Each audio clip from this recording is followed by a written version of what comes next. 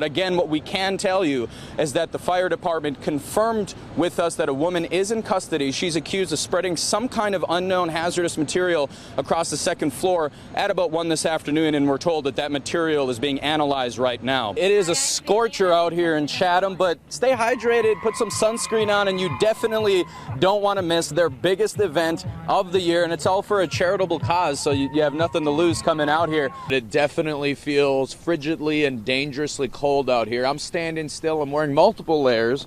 You can see here I'm wearing all 100% wool. It's a good idea to wear layers and think about clothes in terms of layers instead of thickness. To Attorney General Lisa Madigan asking if a fundraiser at Saputo's violated any type of state law. There was an alderman quoted in the Illinois Times saying that the future of Springfield was among other topics discussed at the fundraiser. Several other aldermen deny that any city business was discussed whatsoever. 6 restaurants were reached out to say they've all had communication problems with health inspectors at one time. One restaurant said they've been cited on all kinds of what they call small problems, one time being written up for what they say was a single fly in their restaurant. If making cuts is the primary way the city uses to tackle a budget deficit, he said that would very likely involve having to make layoffs in the city.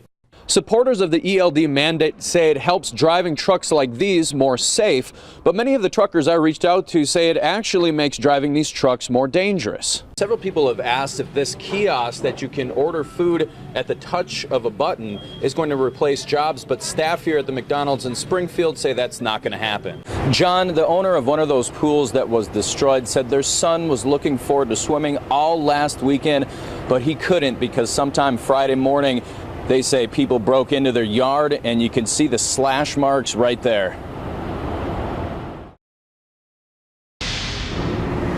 And we just found out moments ago that power will continue to be out at the governor's mansion at least until midnight as crews work on some kind of broken wire. You can see they're very actively still cleaning up all the damage this morning. A garbage truck with waste management hit an overhead fiber optic wire on 5th Street, pulling down several power poles and lines across Edwards downtown. Springfield police say it was an accident and aren't pursuing criminal charges. Certainly a shocking situation for a local man forced to evacuate his apartment this morning. I stepped out to look out my front window, and you could see the pop of the electricity. There was a truck down there that had a wire on it, and the truck lights were kind of surging on and off. It was just after 8 Wednesday morning when a waste management garbage truck pulled down several power lines and poles right in front of Brian Wojcicki's apartment. Eventually I realized it was the electricity I was feeling and not my heart racing. And then I walked around to the back to kind of get out of the building. Standing in his apartment, he said he could feel the electricity. The warmth through your body of the electricity. Wojcicki says watching active power lines broken across the street in front of his apartment was surreal. It would shoot out maybe a few feet from the wire outside my balcony. By the time I got out back, most of that seemed to be done, but you know, for the first few minutes, yeah, I mean, a few feet of sparks would happen, like a little bottle rocket going off. Police say no one was seriously hurt as active power lines arced and sparked across Edwards between 4th and 5th Streets.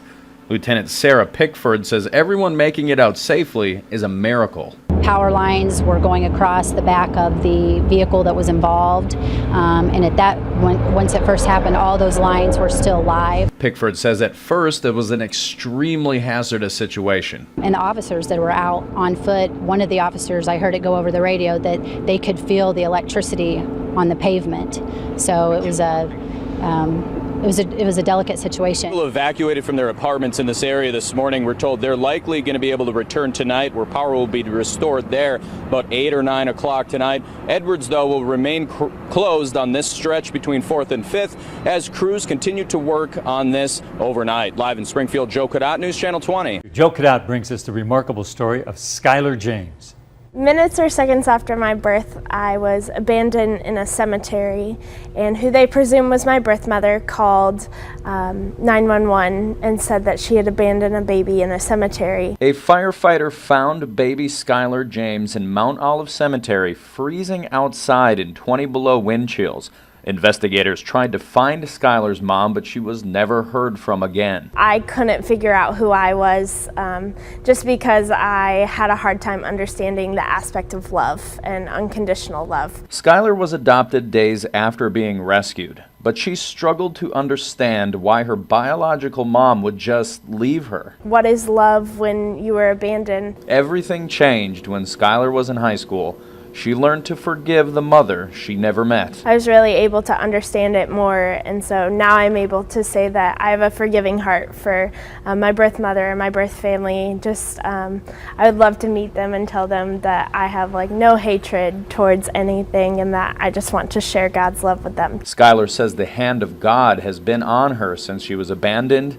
She's now in her 4th year of college and is interning at Wesley United Methodist Church in Urbana, just 5 miles from where she was abandoned. She says learning about becoming a pastor is full circle for her. It took a lot of time and a lot of prayer and just talking with God to realize that I didn't want to live with the hatred that was on my heart anymore and just be a free and forgiving person. Not only has Skyler been able to forgive her birth mother, she's been mentoring other kids who have been abandoned, hoping to be a positive influence in their lives. It's a tough thing to deal with, and so we all kind of have a mutual understanding for each other, and just getting to meet other people who have been adopted or abandoned is very important just to share that community with. Joe Cadat, News Channel 20. As News Channel 20's Joe Cadat explains, the government is hoping to cut down on those crashes by making most interstate drivers install an electronic logging device. Supporters of the ELD mandate say it helps driving trucks like these more safe, but many of the truckers I reached out to say it actually makes driving these trucks more dangerous. The extent of injuries were 13 broken ribs, a brain bleed, busted lip, 3rd-degree burns to my entire left side of my body, and internal trauma to numerous organs. If there's anyone who knows the dangers of sleep deprivation firsthand, it's Douglas Balder. He was hit by a semi-truck while on duty as an Illinois state trooper. The driver was convicted of not getting enough sleep as required by federal regulations. At some point, you got to stop thinking about yourself and think about others. The scars that could be left behind, the lifelong miseries. We all understand that truckers move America, the commodities they transport back and forth. They're not making any money sitting still. We understand that. But there are rules and regulations that we all have to follow. Most truck drivers are required to log their hours in a book to make sure they're getting enough sleep. Drivers are only allowed 11 hours of driving in a 24-hour period. Now, a new mandate will require drivers to install electronic logging devices, or ELDs, in their trucks. It tells you when you can sleep. It tells you when you can drive. It will tell you when you can eat.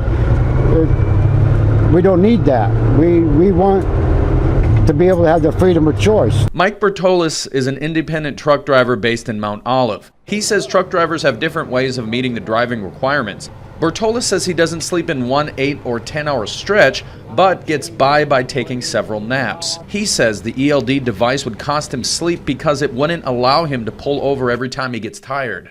He wants a choice. We shouldn't be forced into doing something. I own this truck.